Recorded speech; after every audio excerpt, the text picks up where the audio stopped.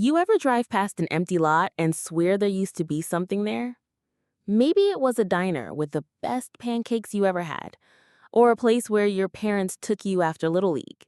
For a lot of us, growing up meant meals under neon lights, paper hats, jukeboxes playing Elvis, and waitresses who never let your soda go empty. These places weren't just restaurants, they were part of our lives. And even though they're gone now, the memories are still cooking. Today, we're taking a look back at 10 chain restaurants that boomers still crave, even if they disappeared long ago. 1. Howard Johnson's, the bright orange beacon of the highway. If you ever took a family road trip back in the day, you probably stopped at a Howard Johnson's. That bright orange roof was like a lighthouse for hungry travelers. They had it all: fried clams, hot dogs, 28 flavors of ice cream, and pie. Always pie. It wasn't just about the food. It felt safe, familiar, like every stop was a little slice of home. But fast food came in fast, and Hojo couldn't keep up. By the 2000s, they were mostly gone. But in our minds, they're still right there off the interstate, waiting for us. 2. Burger Chef, the one that could have beat McDonald's.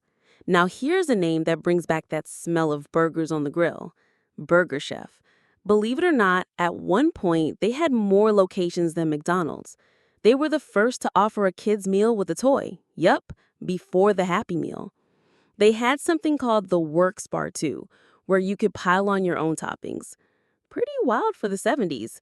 But management slipped, and by the 80s, they got swallowed up by Hardee's. Still, ask any boomer and they'll tell you that was a real burger. 3. Lums. Hot dogs and beer, anyone? Lums was a little different. They boiled their hot dogs in beer. Sounds strange? It was, but it worked, and people loved it. Started in Miami, grew fast, and at its peak in the 70s, it had over 400 locations.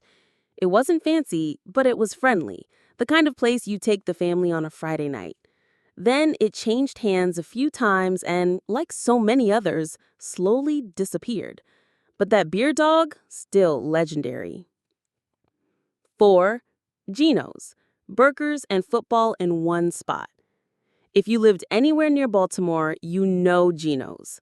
Named after football star Gino Marchetti, this place had a little bit of sports pride, a whole lot of flavor, and the juiciest burgers in town. They teamed up with Kentucky Fried Chicken too, so you could get a burger and a drumstick in one order. But after a merger and a bunch of changes, Gino's got pushed out. Some folks have tried bringing it back, but it's never quite the same as it was when you were a kid. 5. Schrafft's, a ladies' who lunch favorite. Schrafft's wasn't your typical burger joint. It started as a candy shop, then turned into a full-service restaurant. Linen cloth tables, tea service, and the kind of club sandwiches you ate with pinkies up. It was especially popular with women back in the day, a place to catch up over chicken salad and ice cream sundaes. But as fast food took over and taste changed, Schrafft started feeling too old-fashioned. By the 80s, it was gone, but that elegance stuck with people. 6. Sambo's, a 24-hour pancake spot that sparked controversy. Sambo's was open 24 hours and known for its big breakfast. Pancakes stacked high, coffee always fresh. It started in the 50s and grew to over 1,000 locations by the late 70s. But its name, taken from a children's book, became a lightning rod for controversy. Protests mounted and the company tried to change, but it was too little too late. Most of the locations disappeared in the 80s, and the last one closed in recent years. Still, boomers remember those breakfasts that felt like home, even in the middle of the night. 7. Steak and Ale. Fancy without breaking the bank. Remember when going out for steak was a big deal? Steak and Ale made it possible for regular folks to have a nice night out. Dim lights, wood paneling, and a menu full of steaks and potatoes. They even had a salad bar, which was a big novelty back then. You felt grown up just walking through the doors. Sadly, changing taste and rising costs led to its downfall. But for a lot of boomers, this was the first place they ever went on a date or ordered their steak medium rare. 8. Red Barn. The restaurant that looked like, well, a red barn. They served up burgers, fried chicken, and fish sandwiches. Their big Barney burger could go toe-to-toe with a McDock. They had mascots, fun kids' meals, and those wide barn windows where you could peek into the kitchen. But the chain changed hands, lost direction, and faded away. Still, a few of those barn-shaped buildings are out there, repurposed and full of memories. 9. Pup N Taco. Hot dogs, tacos, and the California sun.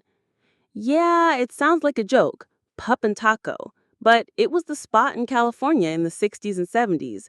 Where else could you grab a taco, a hot dog, and a pastorami sandwich in the same order? It was cheap, fast, and perfect after a long day at the beach. Taco Bell ended up buying most of the locations in the 80s, but say the name to a California boomer today and you'll get a smile, maybe even a tear. 10. White Tower, the other slider spot.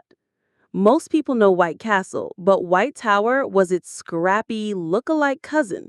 They had the same tiny burgers, the same style of building, even the same vibe. Started back in the 20s and grew to over 200 spots. But lawsuits, competition, and time weren't kind to White Tower. By the 80s, most were gone. Still, those tiny sliders hit different when you were broke, hungry, and 17. You know, these places weren't just about food. They were part of our everyday lives. After school, after work, after church, when the family piled into the station wagon and went out for a treat. We didn't think much of it back then, but looking back now, we realized they were special. So, which one do you remember best? Did we miss your favorite? Let us know in the comments. We'd love to hear your story. And hey, if you like this little trip down memory lane, go ahead and hit that like, subscribe, and tap the bell so you don't miss our next visit to the good old days. See you next time here on Pulsecast USA.